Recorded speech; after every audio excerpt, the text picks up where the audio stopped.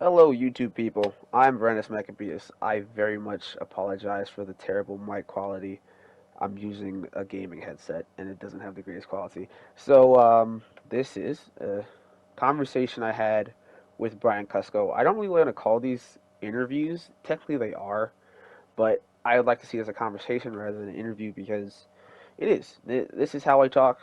I ask questions, people answer them. That's actually how I interact in real life. Um, so I had a conversation with Brian Kusko, which was absolutely insane. It was amazing. He's a cool dude. Um, I asked that he. I didn't even ask him. No, I said I wanted to. I said I wanted to do an interview, but I didn't want to be weird. And he was really cool about it. And I was kind of being kind of weird about it, not gonna lie, because I didn't like the idea of mooching off of his, you know, his already established name and all that. But I know what you're thinking. This isn't an interview. This is gameplay of Path of Titans. This is me in editing right now because I don't like the way I asked the first question, and I might do this more throughout the video. So don't. Hopefully, it's not too jarring. But this is just me clarifying the questions better, I guess, saying it better. The question was, some people tend to feel entitled to creators' time when it comes to them putting out content because it happens. It happens. I've seen it, and I don't like, at least from the viewer's perspective, I don't like being or feeling the fact. I don't like thinking, that oh, I'm entitled to this person's time or whatever. And I wanted to know how he felt about that. So roll the clip. Um, I mean, I suppose some people could feel that way. I find that most people I interact with generally are very respectful of my time and don't want to take up too much of it. But that can certainly go the other way, and people think that I have time to talk to them all day long at a show, which, I'd love to be able to have the time to talk to everybody for as long as anybody wanted to. It's just the one challenge that comes with that, I suppose, is when you're talking specifically about like my channel and the amount of people it reaches, it's just not physically possible to be able to speak with every single person for an entire show because there's only one of me and however many people want to talk at a given time. It's kind of like unfair for you. I mean, life is unfair. That life is unfair. There's nothing guaranteed in life. The fact that we get to live life is a blessing and something is a gift. So yes, life is unfair, but how do you take that and process it? That's up to the individual. I can take the fact that life is unfair and be like, that's so unfair, and get angry about it, or I can just realize that it's not fair and be okay with that. There's two different ways you can take it. It's all about attitude, how you interpret what's going on around you, and how you take that information in and then put back out whatever you put into the world. And so I try to maintain, not even try, but I just recognize that I'm blessed to be here. And generally, I'm only human, so I mess it up from time to time, but I generally have a pretty good outlook on that. Recognizing that blessing, being one to return that blessing out to others by being okay with spending my time. I'm here, especially here at a show. The main reason I'm here is to talk with people who come to the show. That's what I generally spend pretty much all day at the show doing. It's just that, because that's what I'm here for. Because when you're doing videos of people, it's fun, it's awesome, you're putting out a lot of content and people are soaking it up. Like you're saying, you watch a lot of videos, you kind of get to know me and my little idiosyncrasies and my little traits because I put them out there for you to watch. But that's very one-directional.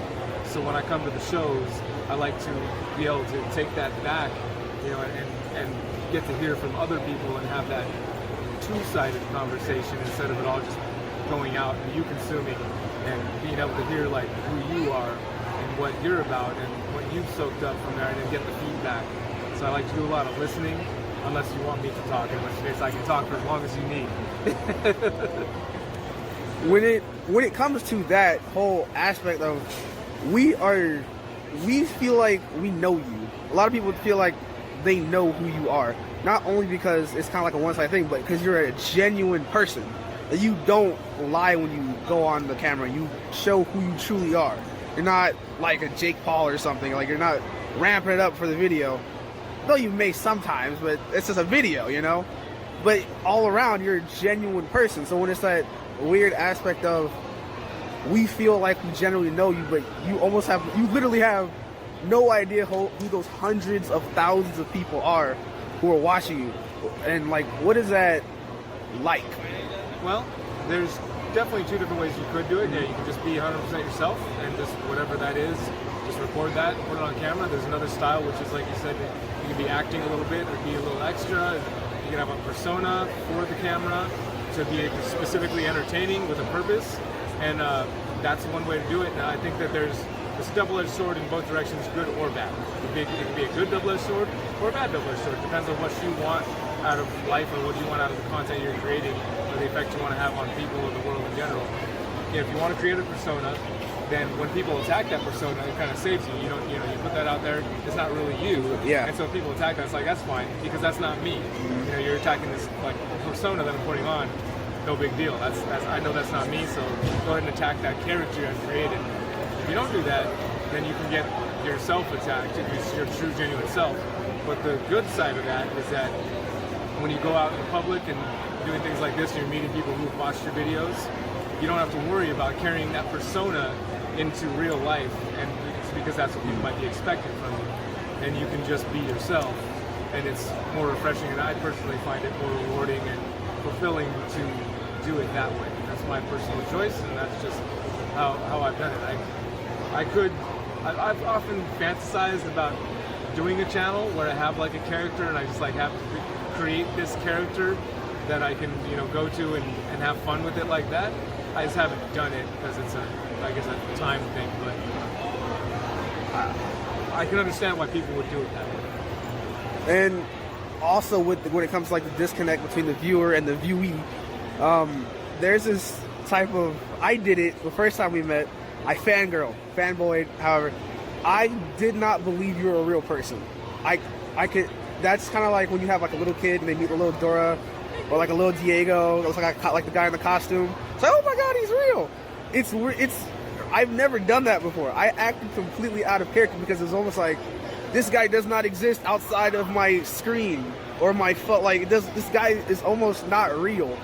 It's almost like you're a mythic character because you're on a screen. When you see that person in real life, like it hits different. How does that make you feel? Special. Just a little bit. Just a little bit. It's a little special. Is it strange at all?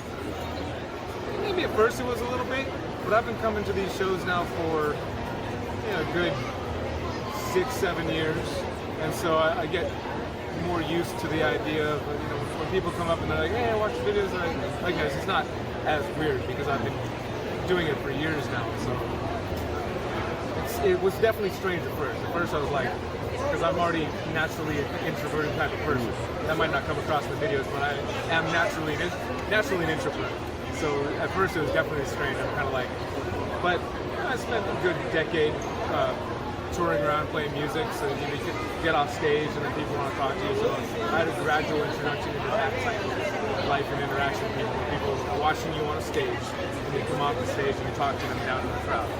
So I did that for a decade, so I had easing into that where I could see the people in real life as I'm playing. I would recognize people in the crowd like, oh yeah, I saw you like really dancing out there, so there's already that kind of, not that disconnect where we actually did have a connection even before we started talking, versus something where it's something else, a video I'm putting on the internet, and then meeting somebody who I've never seen in my entire life. It's not weird for me at all when somebody comes up, and I'm just appreciative that somebody enjoys the content I put out, and I try to invite people up, remind people when I'm making a video at the show, if you see me, come say hi and talk to me, because I want to do that. I don't want to be like, okay, no, I don't have time for you. Like I have whatever time I have here, and I'm here to share that time. That's my purpose of being here at the show in the first place. So I kind of still didn't particularly like the way I asked some of those questions, but yeah, I didn't feel like jumping in too much. So this is the end of this part of the interview. There's a second half that I'm probably going to upload as well, but it's not about the disconnect between the viewer and the viewed. It's mostly about, just getting into YouTube, which I guess if people want to see that, I'll upload it, but it's not necessarily relevant to reptiles. I mean, this technically isn't reptiles either, but it's Brian Kusko, so it's my channel. I'll upload what I want to upload. So if it becomes if people want to see it, if I guess see that people like this video, I might upload the other one. I don't know. I'll see. It took me a long time to upload this because I was still debating whether or not to, not necessarily throw him under the bus or anything, but I feel like I'm just using his name and it feels bad. But I'm probably gonna upload. I got a new bearded dragon. I might upload a video about her. Her name's Lori. Lori the bearded dragon. She's a little baby. She's cute. She's like a few months old. Uh, I got a bull snake and I got a children's python and I got two other bearded dragons. I got a leopard gecko. I got like a few rats. I could upload that stuff. It's just I don't really have people watching. So let's see how this video does, and I'll probably keep uploading. And it'll probably be stuff about my animals, not really about the next interview. But I probably will upload the next interview at some point. It's very off topic, I guess. I still enjoyed the conversation I had with him. He's a cool dude. I'm gonna put his channel in the description. So if you don't like my channel and you for some reason found me not through him, go there, subscribe. I mean, I'm not really gonna be directing much traffic to him, so like, I don't really know what I'm saying. I feel like because I'm using his name, I owe him a lot of credit. So if you're coming from Brian Kusko's channel, maybe you might like my channel. I don't know. We'll see what I upload, and we'll see. So that's this video. We'll see how it goes from here. Adios.